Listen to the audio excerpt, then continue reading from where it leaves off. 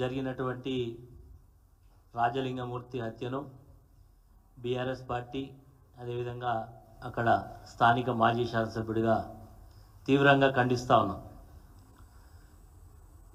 దురదృష్టం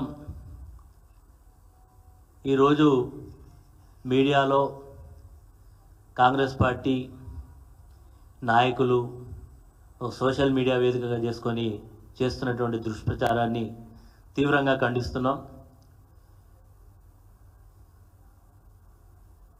ఈరోజు కాంగ్రెస్ పార్టీకి సంబంధించినటువంటి కొంతమంది నాయకులు అదేవిధంగా సాక్షాత్తు రాష్ట్ర మంత్రి కోమటిరెడ్డి వెంకటరెడ్డి గారు మాట్లాడినటువంటి మాటలు చూస్తూ ఉంటే కొంత బాధాకరంగా ఉంది.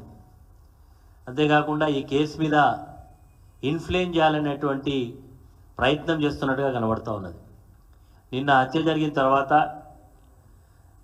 ఈ రాజలింగమూర్తి భార్య ఇచ్చినటువంటి మరి కాంప్లైంట్, అందులో భూ వివాదం ఉన్నట్టుగా, అందులో కొంతమంది వ్యక్తులు కలిసి అతని భర్తను హత్య చేసినట్టుగా కాంప్లైంట్ చేయడం జరిగింది. దాని ఆధారంగానే పోలీస్ వాళ్ళు ఎఫ్ఐఆర్ కాపీని కూడా ఇవ్వడం జరిగింది. చాలా స్పష్టంగా చంపినటువంటి వ్యక్తులు పోలీసుల దగ్గర, మరి పోలీసులు పట్టుకున్నారా, పోలీసుల వాళ్ళు లొంగిపోయినా నాకు సమాచారం లేదు, కానీ పోలీసుల దగ్గర ఉన్నట్టుగా మాకు సమాచారం ఉంది. చంపినటువంటి వాళ్ళు మేము చంపినామని చెప్తా ఉన్నారు. దానికి సంబంధించినటువంటి విషయాలన్నీ కూడా తెలిసిన తర్వాత ఈరోజు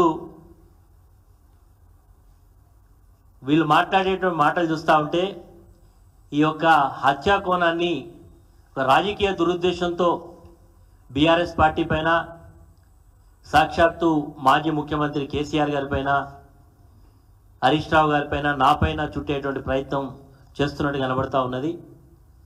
ఎందుకంటే ఈ యొక్క రాజలింగమూర్తి అనేటువంటి వ్యక్తి కాళేశ్వరం ప్రాజెక్టు మీద ఒక కేసు వేసిండు. ఆ కేసు వేసినందుకే మంత్రి అయితే సాక్షాత్తు వెంకటరమణారెడ్డి హత్య చేయించిందని చెప్తా ఉన్నాడు. ఏ ఆధారంతో ఆయన మాట్లాడుతున్నాడో ఆయన నోటికే మొక్కాలి. ఈరోజు ఆయన పార్టీ శాసనసభ్యుడిగా ఉండేటువంటి వేముల వీరేశం అనేటువంటి ఈరోజు ప్రస్తుత శాసనసభ్యుడు గతంలో ఒక హత్య చేయించిండని చెప్పి ఆ రోజు ధర్నాలు చేసినటువంటి సందర్భాలు మనం చూసినాం. అసెంబ్లీ వేదిక మీద కూడా లేనటువంటి మాటలు అనేకం మాట్లాడినట్టు చూస్తాం. వెంకటరెడ్డికి ఇది పూర్తిగా ఒక ఆనవాయితీ అయిపోయింది, ఆనవాయితీతో మాట్లాడుతున్నట్టుగా అర్థమవుతూ ఉన్నది.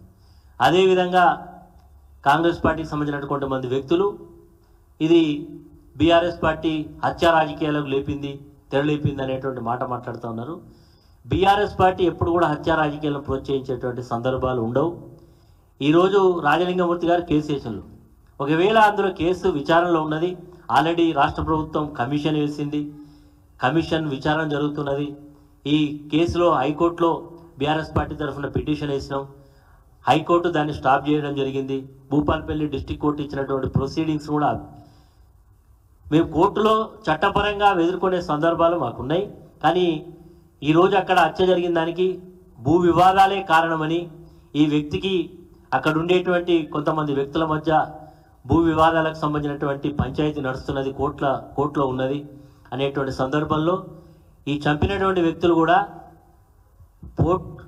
మన అక్కడ ఉండేటువంటి పోలీస్ అధికారుల దగ్గర కంప్లైంట్ చేసినట్టుగా, ఇతను వాళ్ళ మీద కంప్లైంట్ చేసినట్టుగా, మరి వాళ్ళు ఇరువురు కూడా మరి ఇద్దరి మధ్య వైరుధ్యం ఉందనేది చాలా స్పష్టంగా ఉన్నది. కాబట్టి అది ఆ కోణంతో చూడకుండా ఈరోజు మా మీద బట్టగాల్సి మీదే బాధ్యత అనేటువంటి పద్ధతుల్లో చేయడం ఏదైతుందో దీన్ని మేము తీవ్రంగా ఖండిస్తున్నాం. ఈ హత్యకు నాకు కానీ బీఆర్ఎస్ పార్టీ కానీ ఎలాంటి సంబంధం లేదు. మరి ఈరోజు వాళ్ళు చెప్తా ఉన్నారు, అక్కడ ఉండేటువంటి స్థానిక శాసనసభ్యుడు దీన్ని నిష్పక్షపాతంగా విచారణ చేయాలి, ఎంత లోతుగా అధ్యయనం, మేము కూడా చెప్తున్నాం, లోతుగా అధ్యయనం చేయాలి, ఖచ్చితంగా దోషులను శిక్షించాలి అని కూడా మేము కూడా డిమాండ్ చేస్తూ ఉన్నాం. వారు ఏదో సిబిసిఐడి అంటున్నారు. సిబిసిఐడి కాకపోతే సిబిఐ ఎంక్వైరీ చేసినా మాకు ఎలాంటి అభ్యంతరం లేదు.